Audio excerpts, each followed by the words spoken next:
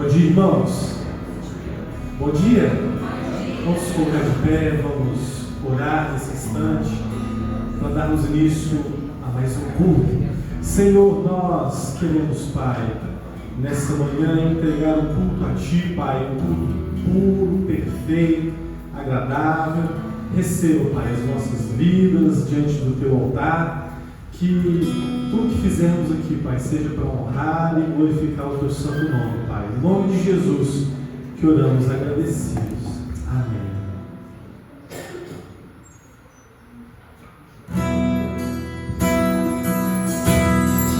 Eu vim aqui para te encontrar, para te ouvir, para me rever mais uma vez. Não temerei, não vou fugir, vou aceitar o teu querer, eis-me aqui.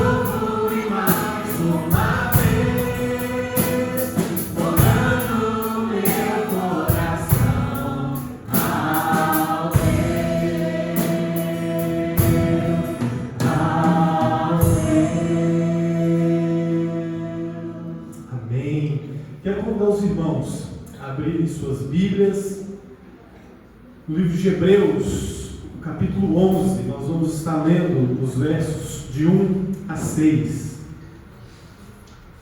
Hebreus 11, 1 ao 6. Ora, a fé é a certeza daquilo que esperamos, a prova das coisas que não vemos, pois foi por meio dela que os antigos receberam bom testemunho. Pela fé, entendemos que o universo foi formado pela palavra de Deus, de modo que aquilo que se vê não foi feito do que é visível. Pela fé, Abel ofereceu a Deus um sacrifício superior ao de Caim. Pela fé, foi reconhecido como justo, quando Deus aprovou as suas ofertas. Embora esteja morto, por meio da fé ainda fala. Pela fé, Enoque foi arrebatado, de modo que não experimentou a morte, e não foi encontrado porque Deus o havia arrebatado. Pois antes de ser arrebatado, recebeu o testemunho de que tinha agradado a Deus. Sem fé é impossível agradar a Deus, pois quem se aproxima precisa crer que Ele existe e recompensa aqueles que o buscam. Amém? Vamos orar, nessa manhã, pelos aniversariantes da semana. No dia 23, o nosso irmão Alito faz aniversário. Também no dia 23, Maria Valentina Tavares. A Evelyn de Souza Santos. Dia 26, Alexander de Castro. Dia 26 ainda, Micaela de Castro. Nos dias 26, Luciana e Rafaela completam bodas. E Guilherme e Luiz no dia 27 completam bodas. Vamos orar, pela vida desses irmãos e que Deus, fale conosco. Reginaldo, dia 22.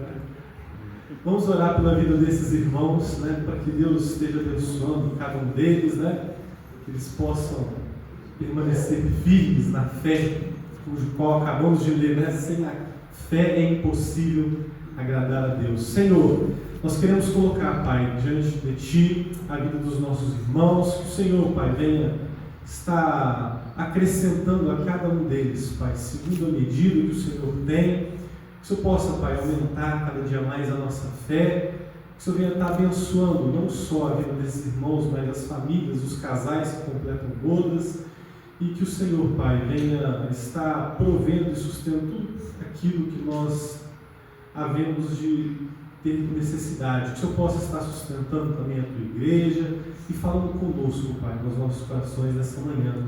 É no nome de Jesus que oramos agradecidos. Amém. Em Jesus confiar, Suas leis observar, é trilhar o caminho de paz, satisfeitos guardar o que Ele ordenar, alegria perene nos traz. Ele observar tudo quanto ordenar, o fiel obedece ao que Cristo mandar. Ao andarmos com Deus, recebemos do céu direção e conforto sem par, nem tristeza nem dor, nem a prova maior poderão nossa fé abalar. Vem observar tudo quanto ordenar, o fiel obedece ao que Cristo mandar. Inefável prazer é Jesus conhecer, é ser crente zeloso e leal, Sua voz sempre ouvir, Suas ordens cumprir, é ter bênção constante e real. Vem observar tudo quanto ordenar, o fiel obedece ao que Cristo mandar. Resoluto, Senhor, e com todo fervor, os Teus passos queremos seguir, Teus preceitos guardar, o Teu nome exaltar, sempre a Tua presença sentir. Vem observar tudo quanto ordenar, o fiel obedece ao que Cristo mandar. Amém, irmãos? Vamos continuar louvando e engrandecendo o nome do nosso Deus, que é grande, digno de todo louvor e de toda adoração. Grande é o Senhor e muito digno.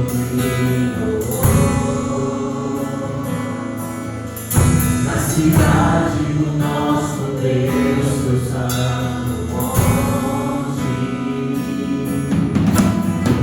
Alegria de toda a terra.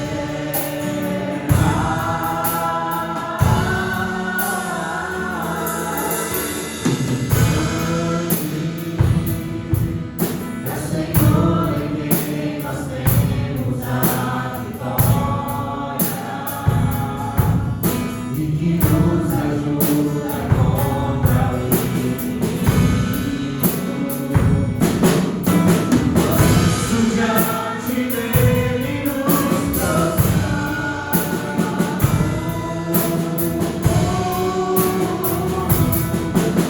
queremos o teu nome engrandecer e agradecer-te toda a obra em nossas vidas. Confiamos em teu infinito amor. Pois só tu és o Deus eterno sobre toda a terra e céus. Sua bênção é grande. É o Senhor e munido de louvor na cidade do nosso Deus, seu santo monte. Alegria de toda a terra.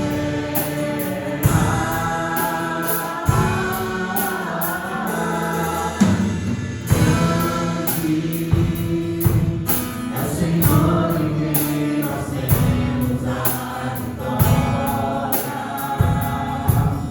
e que nos ajuda contra o inimigo. Por isso diante dele nos prostramos.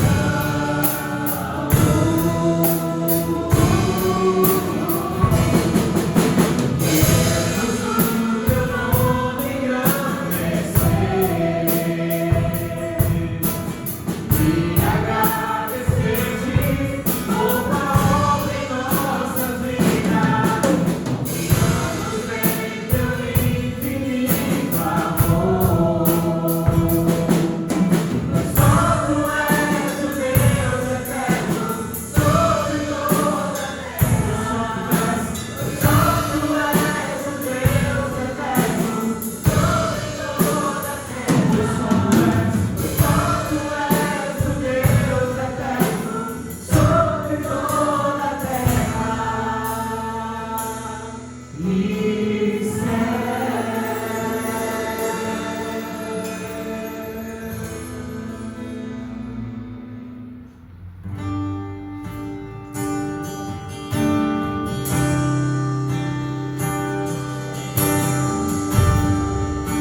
Digno dessa canção, só tu és Senhor. Digno do meu louvor, só tu és Senhor. Digno da minha vida, tu és Senhor. Ó, eu sou teu.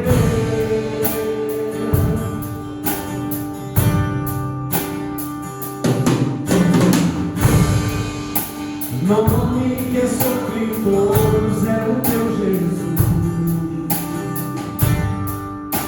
fonte da salvação, só tu és Jesus. Digno da minha vida, tu és Jesus. Ó, eu sou teu, ó, eu sou teu. Santo, és incomparável, és inigualável. Abre os teus olhos, Senhor, mostra quem tu és e enche o meu coração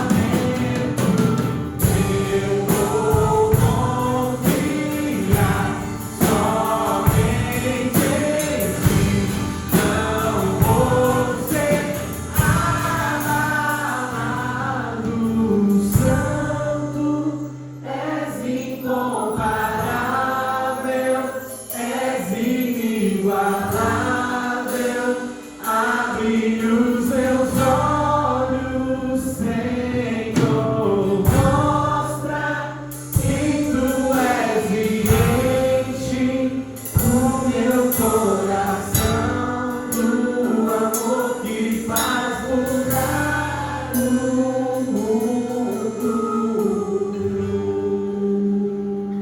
Senhor, nós queremos, Pai, ter essa fé inabalável. Nós queremos, Pai, dia após dia, estar firmados no Senhor, Pai. Aumenta a nossa fé, de forma que sejamos, Pai, firmes, constantes na Tua palavra, nas nossas vidas cotidianas, e que não venhamos, Pai, nos desviar, nem para um lado, nem para o outro, mas que permaneçamos, Pai, fiéis ao Senhor, à Tua palavra. No nome de Jesus que oramos, agradecidos. Amém.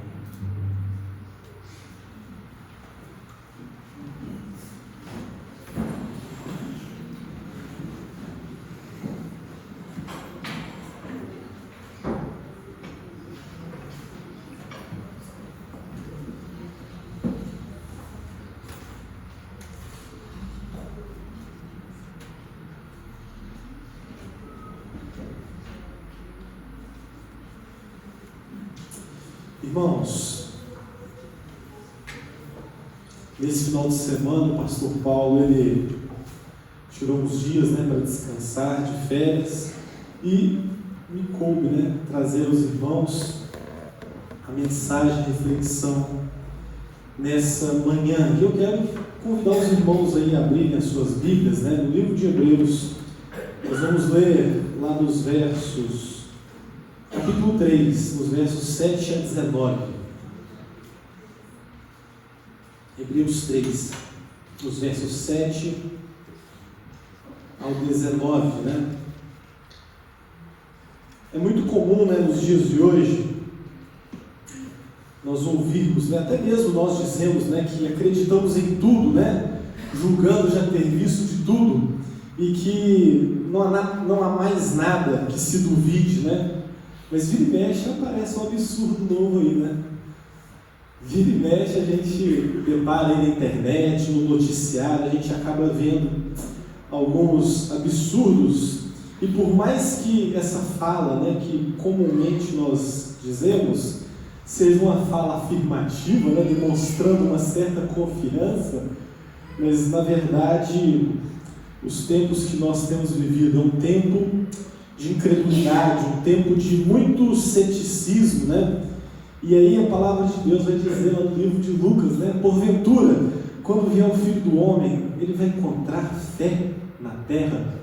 E o que eu quero compartilhar nessa manhã com os irmãos diz respeito aos perigos o perigo que nós enfrentamos na nossa caminhada cristã, que é o perigo da incredulidade, Então vamos ler aí os versos 7 e 19 do capítulo 3 do livro de Hebreus, que vai dizer assim: assim como diz o Espírito Santo, hoje, se vocês ouvirem a minha voz, não endureçam o coração como na rebelião, durante o tempo de provação no deserto, onde os seus antepassados me tentaram, pondo à prova, apesar de, durante 40 anos, terem visto o que eu fiz.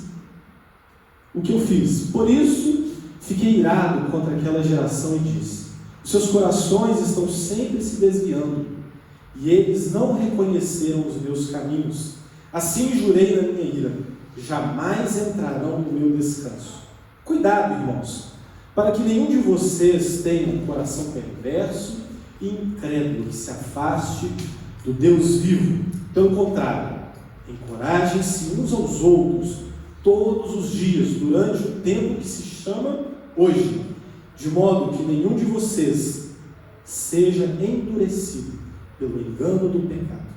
Pois passamos a ser participantes de Cristo, desde que, de fato, nos apeguemos até o fim à confiança que tivemos desde o princípio.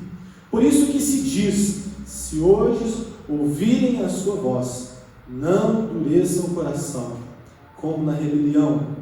Quem foram os que ouviram e se rebelaram? Não foram todos os que Moisés tirou do Egito? E contra quem Deus esteve irado durante 40 anos? Não foi contra aqueles que pecaram, cujos corpos caíram no deserto?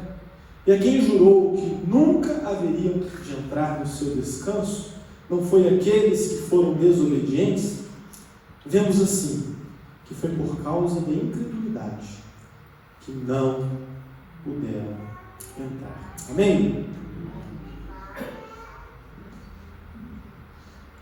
A carta aos Hebreus, meus irmãos, não se sabe ao certo, quem foi a sua autoria, quem escreveu, e o tema principal que vai ser falado nessa carta é a supremacia de Cristo. O autor vai querer mostrar para aqueles ouvintes originais ali que Cristo, Jesus, ele é maior do que os profetas. Jesus, ele é maior do que os anjos. Ele vai também fazer uma comparação com respeito a Jesus sendo maior do que a linhagem sacerdotal de Arão, e vai compará-lo a uma linhagem superior, de Cristo. Ele é o nosso sumo sacerdote, não como a linhagem de Arão, conforme era o costume judaico, mas uma ordem superior, segundo Melquisedeque. Ele é maior do que a lei, E o autor, ao escrever essa carta, a preocupação dele era advertir aqueles cristãos, judeus que se converteram ao cristianismo, de modo que eles não voltassem atrás, com relação à fé deles, Era um erro voltar ao judaísmo. E por quê? Por que motivo e razão eles poderiam querer, voltar ao judaísmo? Se você voltar uma página, ou até mesmo na mesma página, no capítulo 2, o verso 1 a 3, vai dizer, por isso é preciso que prestemos maior atenção ao que temos ouvido, para que jamais nos desviemos, porque se a mensagem transmitida por anjos provou a sua firmeza, e toda transgressão e desobediência recebeu a devida punição, como escaparemos nós se negligenciarmos tão grande salvação? Essa salvação, primeiramente anunciada pelo Senhor, foi-nos confirmada pelos que a ouviram. Ou seja, era um engano, era um tremendo erro voltar às antigas práticas judaicas, E por que eles voltariam ao judaísmo, Naquele tempo, a igreja primitiva estava sofrendo constantes perseguições, E aqueles judeus que haviam se convertido ao cristianismo estavam, nada mais, nada menos que tendo todos os seus bens confiscados. Alguns deles estavam pagando até mesmo com a sua própria vida, Muitos morreram por defender a sua fé em Cristo Jesus, E o autor vai mostrar para eles: olha, de maneira nenhuma voltem, porque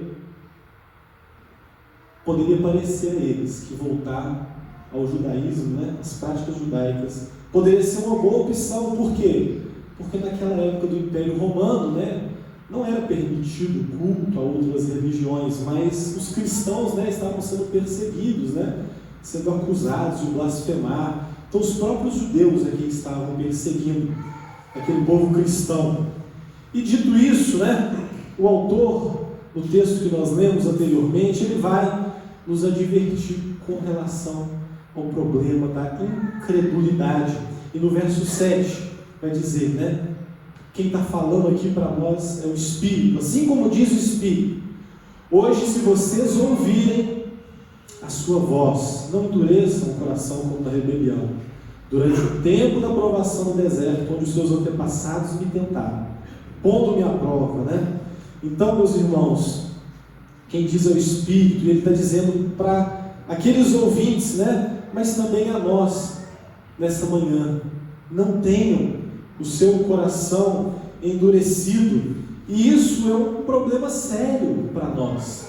Tanto é que ele vai dizer a respeito desse coração endurecido, para que nós não tenhamos esse endurecimento do coração 3 a 4 vezes, somente nesse trecho, E ele vai fazer aí uma citação do Salmo 95, não endureça o coração como na rebelião. E ele vai dizer para aqueles judeus o seguinte: olha, observem o exemplo dos seus antepassados.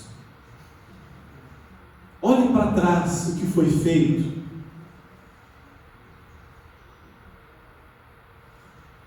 E aí, se nós voltarmos na história, ele está dizendo o tempo da provação no deserto, os 40 anos, né, que eles passaram ali. Aquele povo tentou a Deus no deserto. De que forma aconteceu isso, né? Aquele povo andava de um lado para o outro no deserto, né, conforme Deus ia guiando cada um deles. E os irmãos podem observar isso lá no Êxodo, capítulo 17. E aí, em determinado momento, eles vão para um lugar onde eles dão falta, sabe do quê? De água. E aí o povo começa a murmurar, né? Ô Moisés, como é que vai fazer? E a água? Cadê a água, Moisés? E aí eles cometem o grave erro de dizerem o seguinte: o Senhor está entre nós ou não? Eles colocam Deus à prova. Eles constantemente estão se desviando e sequer reconhecem os caminhos de Deus, né? Apesar, né, de terem visto o quê? Deus tirando eles do Egito, Deus enviando ali as pragas, de forma que nenhum deles foi atingido, né? Somente o povo egípcio foi atingido, nenhum deles foi atingido. Eles viram o mar se abrir na sua frente. A palavra de Deus vai dizer, né, que enquanto eles caminhavam no deserto pela manhã, havia uma coluna de nuvem que os protegia, e à noite uma coluna de fogo, né, que tinha esse papel de proteção, mas também tinha o papel de apontar para eles, né, a direção pela qual eles deveriam seguir, né? E Deus, em todo esse tempo, né, alimenta o povo, dá o maná. E aí esse povo de coração endurecido, maná de novo. E aí eles começam a reclamar: nós queremos carne. E aí Deus olha para eles e diz: beleza, é carne que vocês querem, vou dar para vocês, e manda ali, né, codornas, de forma que eles se alimentem, né? Ou seja, é um povo de coração duro, que está sempre se rebelando. Se nós observarmos, aquele povo passou 40 anos no deserto, os calçados deles, né, permaneceram os mesmos, as roupas permaneceram as mesmas, e o texto vai advertir: olha, apesar de eles terem visto tantos milagres, se tornaram insensíveis, né?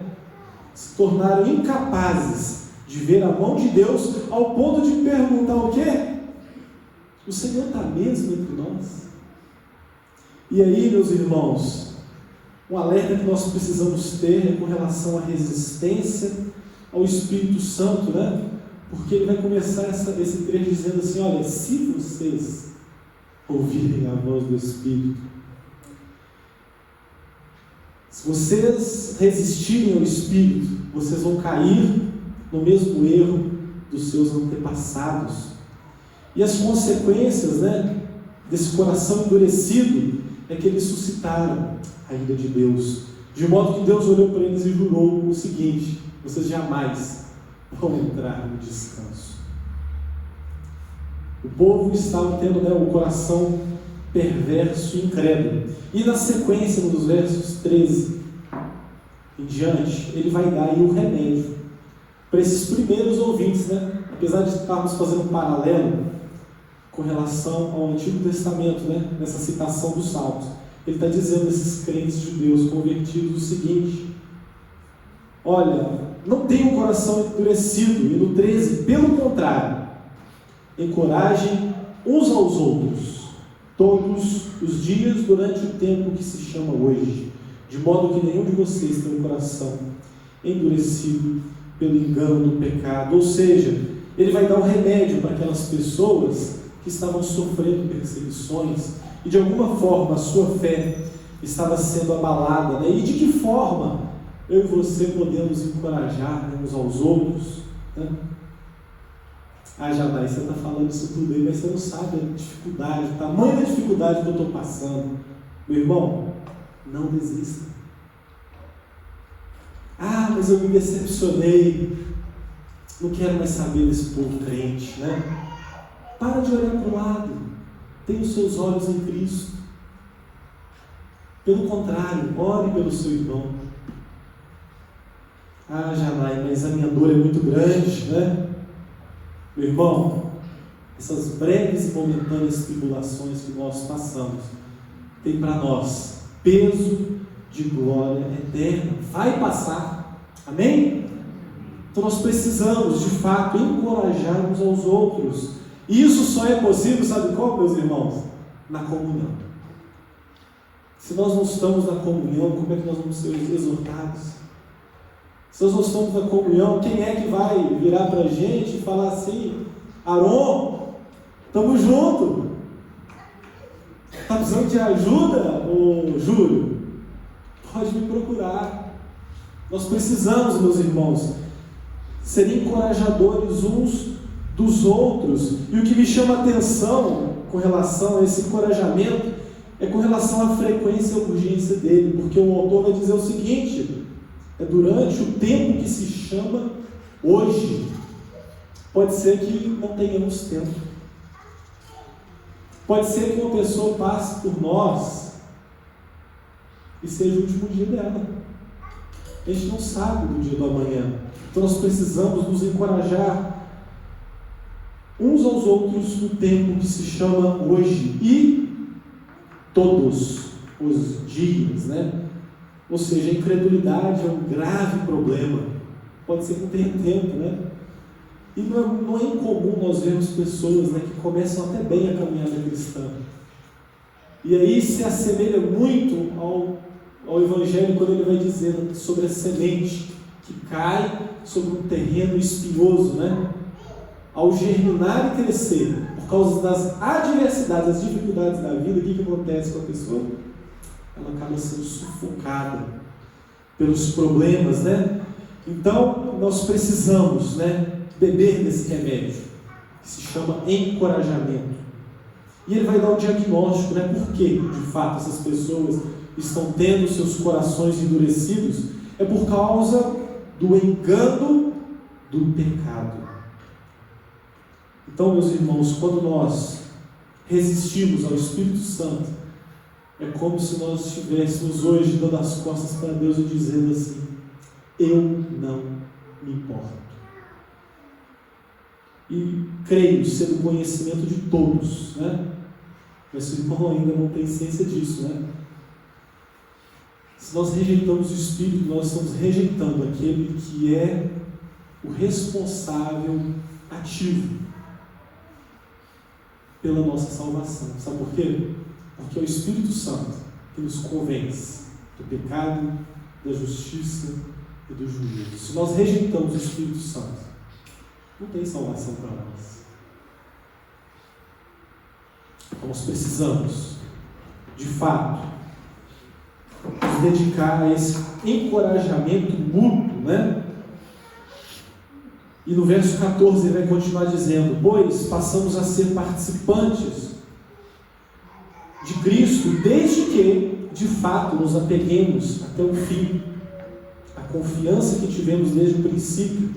Por isso é que se diz: se vocês ouvirem a minha voz, não endureçam o coração como na rebelião. Vocês vão ver que ele várias vezes vai repetir essa questão, vai ser enfático contra essa dureza de coração. E nós poderíamos nos dedicar aqui, um bom tempo, né, querendo achar aqui 5 maneiras de como não ter o coração endurecido. Mas fato é que se você já teve ou está identificando alguma dessas coisas que tem feito que a sua fé se esfrie, você sabe muito bem o caminho da incredulidade. Quem já teve o coração endurecido, né, sabe bem como é isso. Mas eu creio, meus irmãos, que ao invés de nós focarmos, né, nesse problema, o autor ele quer nos apontar, trazer à memória a promessa do descanso, que é para onde nós temos que voltar os nossos olhos, né?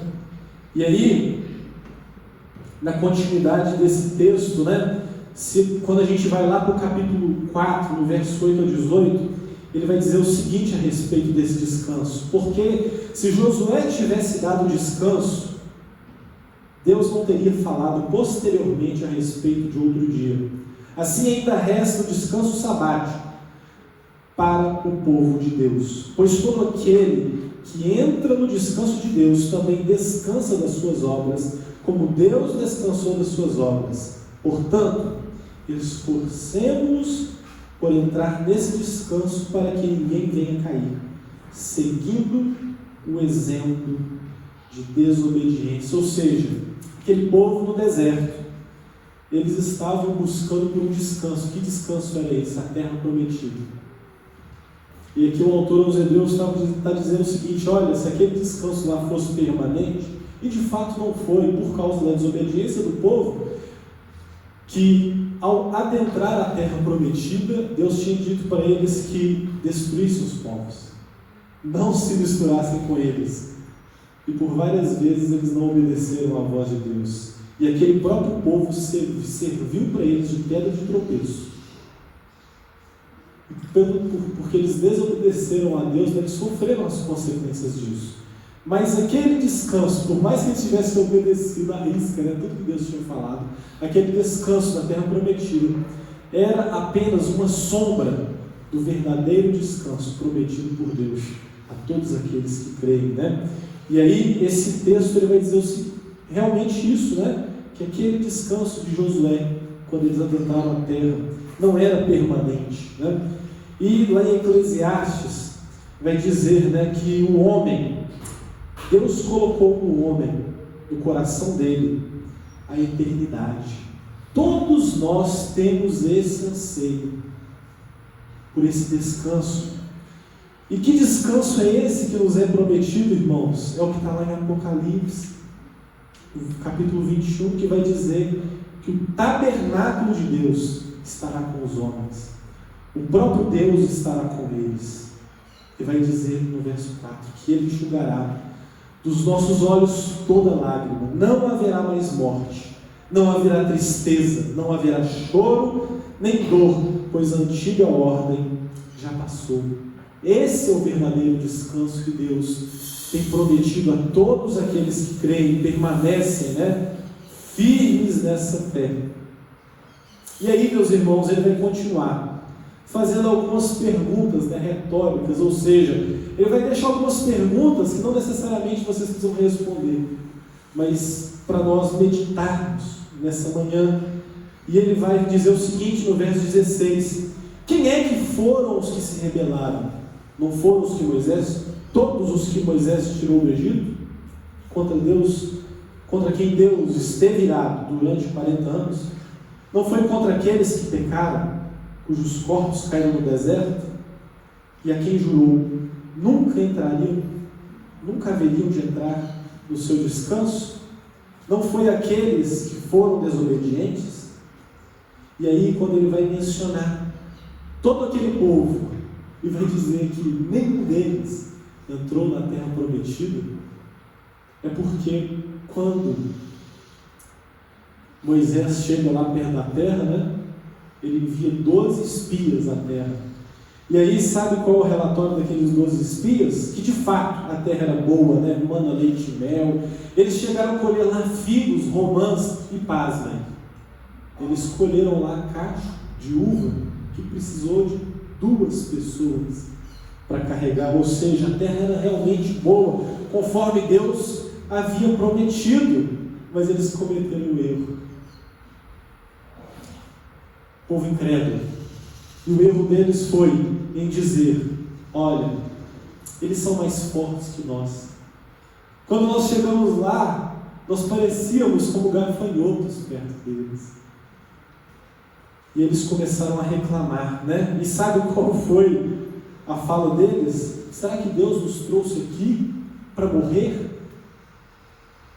Meus irmãos, com exceção de Josué e Caleb, que rasgaram as suas vestes e protestaram contra aquela incredulidade, nenhum deles entrou na terra prometida, exceto Josué, Caleb e os filhos, a descendência daquele povo. Nem Moisés foi permitido entrar na terra, porque no momento que Deus disse para ele falar, tocar a rocha, ele foi lá e bateu na rocha, e aquilo fez com que Deus se irasse e ele também não pôde entrar na terra prometida. E ele vai encerrar dizendo, né? Vemos assim que foi por causa da incredulidade que não puderam entrar. E assim como o autor, né, deixou essas perguntas para que aqueles cristãos, né, judeus que haviam se convertido, meditassem a respeito, né, de retroceder, eu também separei aqui alguns questionamentos que eu quero deixar para os irmãos, né? Como é que eu posso identificar se eu estou caminhando em direção à incredulidade? Se nós observarmos bem, no verso 7, ele começa dizendo: se vocês ouvirem a voz do Espírito Santo. Lá no verso 10, ele vai continuar o seguinte: os seus corações estão sempre se desviando. No 12, e se afastando do Deus vivo. No 12 ainda, ao ponto de terem um coração perverso e incrédulo. E no final do 13 ele vai dizer: enganado pelo pecado. Ou seja, será que algum de nós tem caminhado em direção a essa incredulidade, rejeitado o Espírito, se afastando dos caminhos de Deus, indiferente à palavra dele, né? De forma que o pecado tem tomado conta das nossas vidas? Será que a sua fé ou a minha fé tem se esfriado? Eu não tenho vontade de ler a Bíblia. Eu já não oro mais. Será que nessa manhã você tem sido indiferente às coisas espirituais à sua volta, de forma que o seu coração está sendo um coração endurecido, amargurado? Estou revoltado com Deus, Janai. Será que não é hora de ligar um alerta, procurar ajuda, estar na comunidade dos irmãos, na comunhão dos irmãos? Nós precisamos receber, né, da parte de Deus essa palavra, buscar na palavra de Deus, e se de fato algumas dessas coisas têm feito parte das nossas vidas, meus irmãos, nós precisamos pedir a Deus, clamar: Espírito Santo, fale ao meu coração, quebra o meu coração, esse coração duro, esse coração frio, distante. O segundo questionamento, né, que eu quero deixar nessa manhã para nós refletirmos é: qual é a resposta que Deus espera de nós diante do texto exposto? Porque nós sabemos que o remédio é o encorajamento, a causa é o engano, é o pecado. A consequência é que nós quem está nesse caminho acaba tendo o coração endurecido. Mas o que é esperado de nós? E nós lemos que nós teremos parte com Cristo se permanecermos fiel até o fim. Ou seja, o que é esperado de nós é que nós não paremos, que nós persistamos e não desanimamos, porque como está escrito lá em Apocalipse, vai dizer, Apocalipse 2:10, o seguinte: ser fiel até a morte, e dar-te-ei a coroa da vida. E por último, se vocês observaram o que foi falado, o que é que nos está prometido?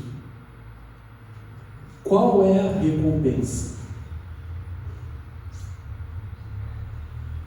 Nós precisamos trazer à memória, meus irmãos, aquilo que nos dá esperança, porque nós vivemos nesse mundo atribulado. Hoje à noite eu quero compartilhar a respeito desse mundo atribulado que nós temos vivido, onde muitos têm dito o seguinte: se Deus é bom, por que Ele permite, né, que a gente passe por tanta dificuldade? Não é esse o questionamento? E aí, quando nós olhamos para essa vida frenética e corrida que cada um de nós temos vivido, todos nós temos vivido uma corrida grande, né? Muitos de nós, né, têm muitas vezes sobrevivido a essa corrida. Por quê? Estão trabalhando demais. E às vezes estamos até com a continha cheia demais, né?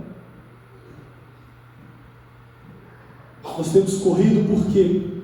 Por uma casa melhor, um carro melhor, uma escola melhor para o seu filho, né? A viagem dos seus sonhos. E isso tem revelado essa distância que nós estamos do propósito original de Deus para a nossa vida. E sabe o que isso tem demonstrado a nossa incredulidade? Foi que Deus prometeu lá que não nos deixaria sem o que comer, beber e vestir. Mas nós continuamos, né? Buscando na nossa própria força essa constante insatisfação dentro de nós, numa busca por uma vida melhor, por conforto, né? Esse anseio que nós podemos chamar, sabe o que também? Descanso.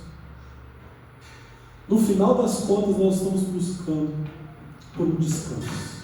Esse anseio que está no nosso coração, essa eternidade que Deus colocou em nós. E eu quero convidar os irmãos a curvarem suas cabeças, fecharem seus olhos, para pensarmos, olharmos para dentro da nossa vida, porque será que nós temos buscado um descanso somente nesse mundo? Será que como aquele povo lá no deserto, né, tentou a Deus e pereceu, será que a minha vida e a sua vida espiritual também não está perecendo?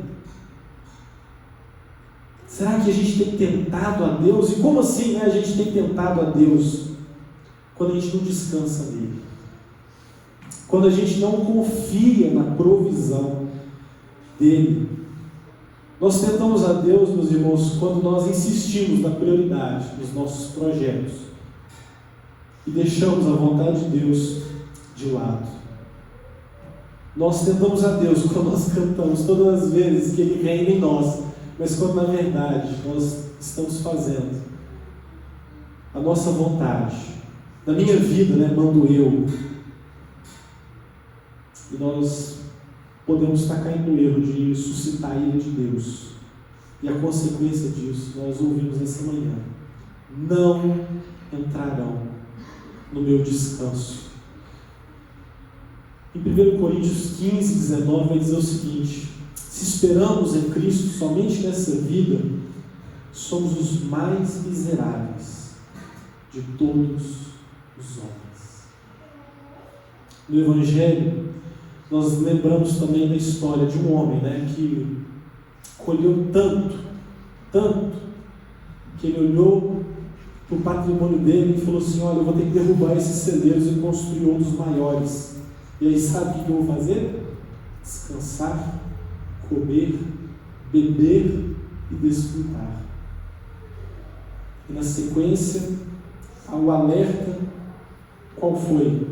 Louco, essa noite pedirão a tua alma, e o que tens preparado para quem será? Como está a minha vida, a sua vida espiritual? Como é que tem estado a sua fé? Se a sua vida espiritual, né, nessa manhã está saudável, está forte, permaneça firme. E cuidado, né? Aquele que está de pé, cuidado para que não caia. Porque se perseverarmos, meus irmãos, até o fim a palavra de Deus vai dizer: vinde benditos de meu Pai, possui por herança o reino que está preparado desde a fundação do mundo. Que nessa manhã eu e você possamos encontrar esse verdadeiro descanso em Deus, que a incredulidade não venha tomar conta dos nossos corações. E se por acaso algum de nós perceba que o coração nosso mesmo está se endurecendo, vamos procurar cada dia mais estar na comunhão uns com os outros, encorajar uns aos outros, porque eu desconheço um homem de Deus que teve o seu coração endurecido. A Bíblia vai dizer que só teve um que endureceu o coração, que foi Faraó. A palavra de Deus é enfática: ele não endurece o coração de ninguém, nenhum dos seus servos. Nós precisamos estar atentos à voz do Espírito Santo. Vamos lá. Pai, nós queremos nessa manhã pedir ao Senhor que fortaleça a nossa fé, que o Teu Santo Espírito, Pai, continue a nos incomodar, que nós não sejamos, Pai, enganados pelo pecado, que não sejamos, Pai, avarentos, que não tenhamos um coração de cobiça com relação às coisas desse mundo, mas que o nosso coração esteja no Senhor, que o nosso deleite esteja no Senhor, Pai, e poder ouvir a Tua palavra, conhecer mais o que o Senhor é, por mais que passemos, Pai, por tanta tribulação, tanta dificuldade, os nossos olhos permaneçam firmes no Senhor, e que nos encontremos, Pai, fiéis, de forma a ouvir o Senhor, Pai, que somos servos úteis, fiéis. Tire de nós, Pai, todo embaraço, todo espinho, tudo que tem sufocado, Pai, a vida de cada um de nós, Pai. Traz a nossa memória, Pai, as Tuas promessas, traz a nossa memória, Pai, tudo aquilo que o Senhor já tem feito nas nossas vidas, os milagres que o Senhor tem operado todos os dias na vida do Teu povo, e que não venhamos, Pai, desviar, de forma a cairmos na incredulidade. É no nome de Jesus que oramos.